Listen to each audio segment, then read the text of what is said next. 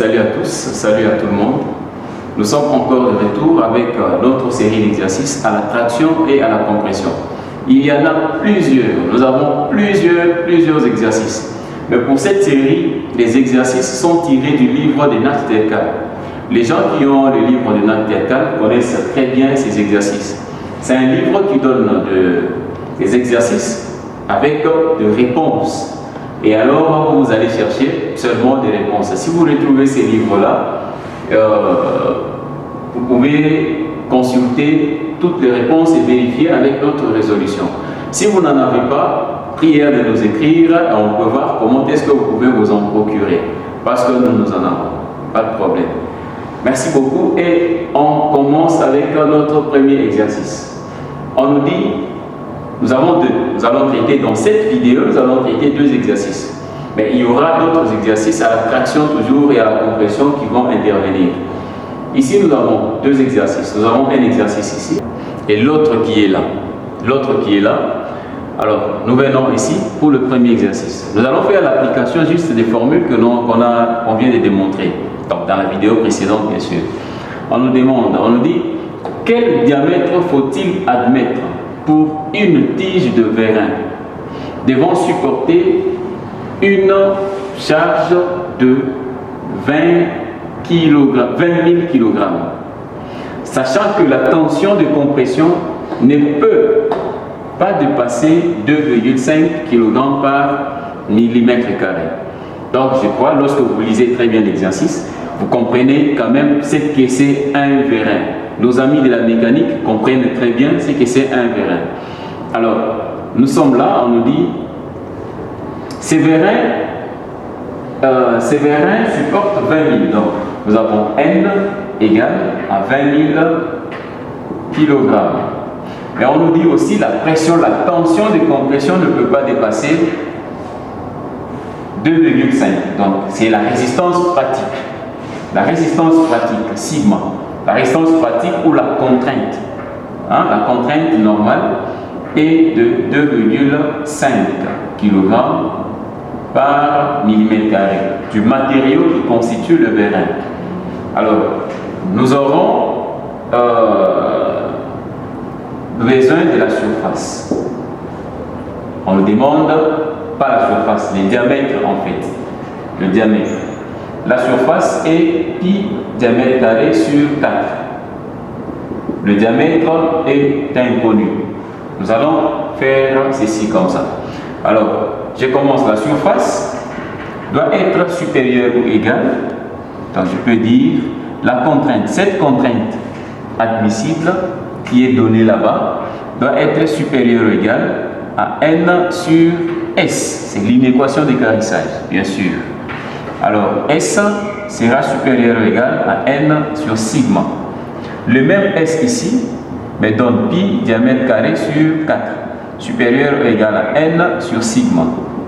Ce qui fait que le diamètre sera supérieur ou égal à la racine carrée de 4N sur pi sigma. C'est une formule qu'on a démontrée dans la vidéo précédente. Et ici, on peut aller. Le diamètre sera supérieur ou égal à 4 multiplié par N, c'est l'effort normal. 20 000 divisé par pi 3,14 multiplié par sigma, c'est 2,5. Ici, nous avons les kilogrammes. Là, nous avons le kilogramme par millimètre carré. Et si vous calculez D, D sera supérieur ou égal. Si vous calculez ceci, vous allez trouver 100,9 mm. Donc je peux admettre D doit être supérieur ou égal. Donc on est en résistance des matériaux, l'économie et la résistance aussi. Donc j'admets D égal à 101 mm. Donc vous allez comprendre que dans cet exercice, le poids propre du vérin n'était pas pris en compte. C'est pourquoi dans la formule, on n'a pas tenu compte du poids propre du vérin. Alors ici, le diamètre est de 101 mm. Maintenant, cette contrainte ici, ces diamètres proviennent de la contrainte admissible qui était donnée. Or, la contrainte admissible dans la résistance pratique par rapport à la résistance limite, il y a un coefficient de sécurité qui lie les deux. Donc, on a dit la contrainte admissible qui était égale à la résistance pratique doit être inférieure ou égale à RE sur S. Bon, en fait, c'est l'égalité. Disons c'est l'égalité. Parce que lorsque nous prenons la résistance pratique, la résistance pratique doit être égale à la résistance élastique divisé par les coefficients de sécurité. En fait, nous prenons l'égalité. Alors, vous allez comprendre que du fait qu'on a un coefficient de sécurité là-bas, il y a déjà une marge de sécurité.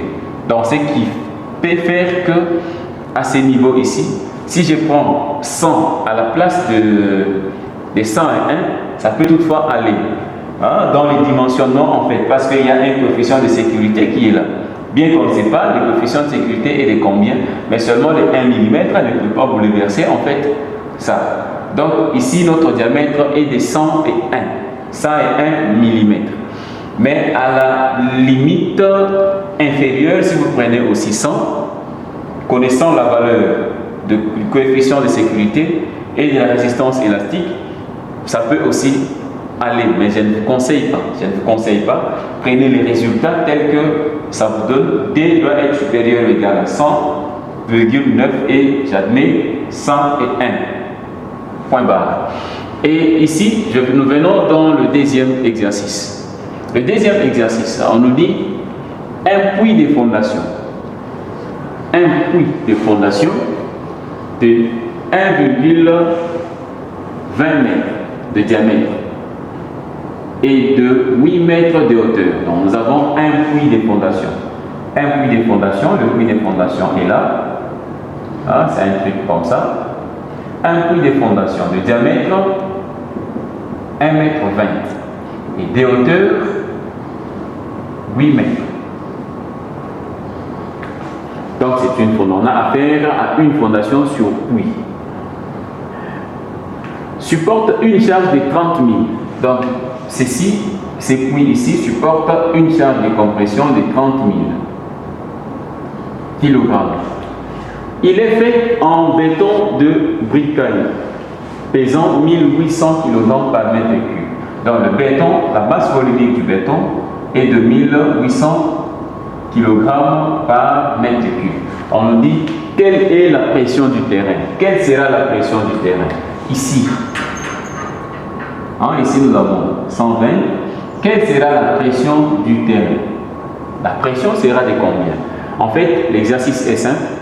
Vous allez comprendre que le puits a des dimensions et le puits a la charge qu'il supporte.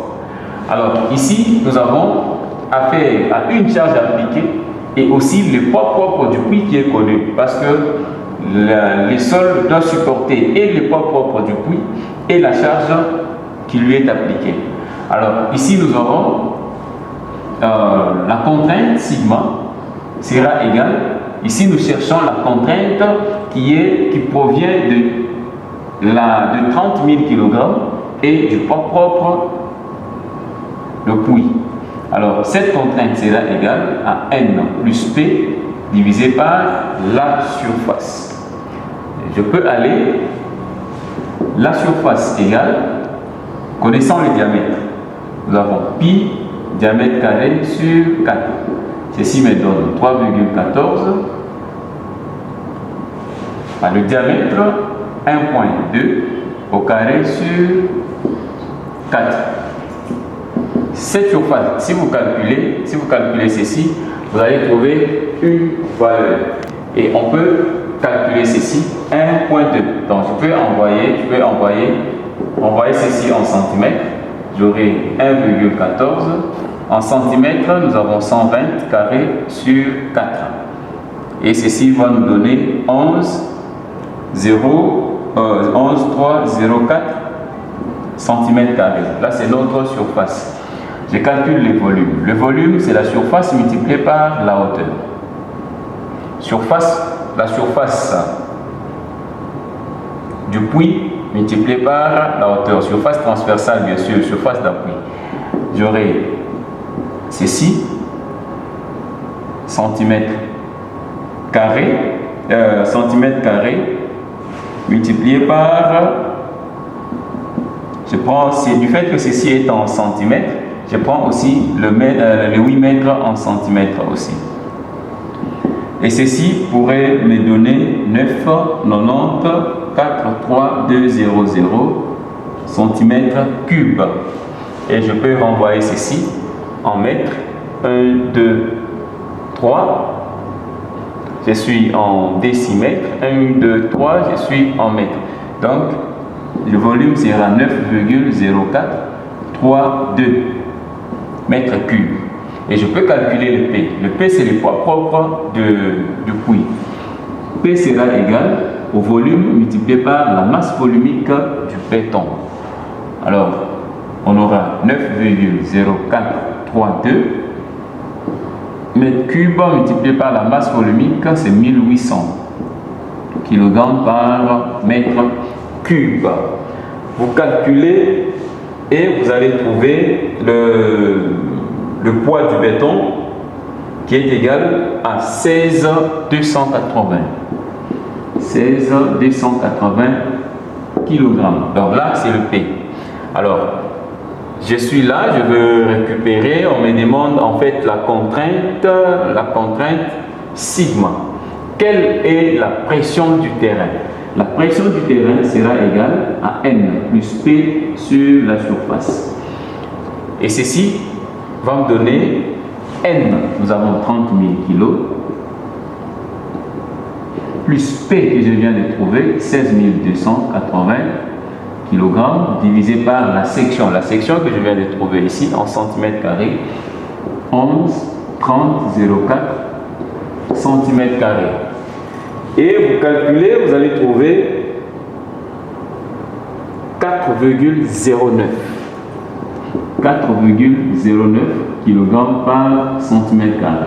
À peu près 4,1 kg par centimètre carré. Donc, sigma égale à 4,1 kg par centimètre carré.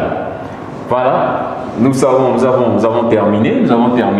Nous avons trouvé notre pression sur terrain. Donc, la pression du terrain. La pression qui est donnée par la force de 30 000 kg et le poids propre du béton qui constitue le puits. Donc, nous avons presque terminé. Ça, c'est une série d'exercices qui va continuer. Nous allons continuer ensemble avec ça. Il y aura plusieurs exercices qui vont vous permettre à comprendre très bien le fonctionnement lorsque nous sommes dans la sollicitation que nous appelons la traction et la compression. Merci beaucoup d'avoir suivi notre notre séquence de vidéos que nous venons de faire. Prière d'être connecté à chaque fois. Vous allez retrouver encore la suite de mêmes exercices, donc de vidéos de mêmes exercices à la traction et à la compression. J'insiste bien, c'est pour le débutant de la résistance des matériaux. Les débutants de la résistance des matériaux, ça ne veut pas dire les gens qui veulent, qui viennent de débuter la résistance des matériaux. Non. Donc c'est la résistance des matériaux de base. Que tu sois ingénieur, que tu sois architecte, que tu sois dans le domaine du génie civil, quel que soit ton niveau, voici la résistance des matériaux de base qui te permet de comprendre d'abord avant de faire toutes vos intégrations possibles que vous faites. Il faut très bien comprendre, très bien suivre nos vidéos de près et vous allez comprendre la magie de la résistance des matériaux. Merci beaucoup et restez scotchés, restez connectés sur QST Tutoriel et vous aurez beaucoup de bonnes choses. Merci beaucoup. À la prochaine.